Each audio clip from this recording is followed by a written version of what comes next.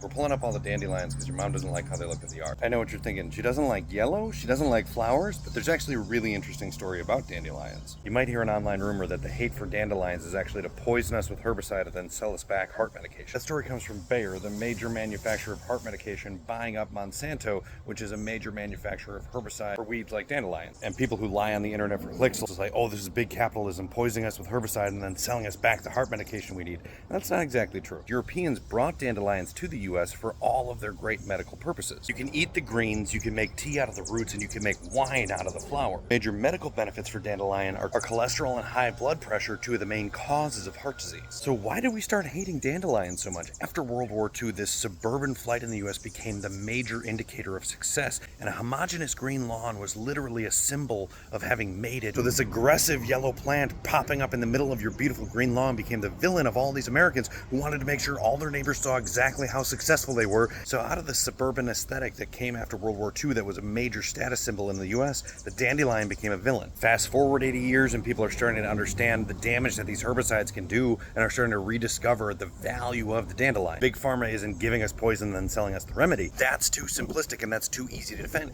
But capitalism is evil because capitalism knows that heart disease is profitable. You go back to what we know about dandelions. Dandelions are great for cholesterol and high blood pressure, which are two of the major causes of heart disease. So if you sell heart disease medication and our culture is starting to shift back towards seeing the value of dandelions, you would have a vested interest in maintaining the status quo that dandelions are a weed that must be eradicated and not a beautiful flower that has incredible health benefits. If capitalism needs us to be unhealthy so they can sell us remedies, they don't need to poison us. They've already created a world where everything is so unhealthy we need their remedies anyway. They need to maintain that status quo where we stay just unhealthy enough that we need the medicine they sell back to us. A naturalist, herbalist life where you know the value of a dandelion isn't something that they can profit off of right now, so they don't want to let us rehab the image of the dandelion as a beautiful yellow flower that not only is the flower beautiful, but the flower, the greens, and the root can all be consumed for our own benefit. But as much as I love Ray Bradbury and his book Dandelion Wine,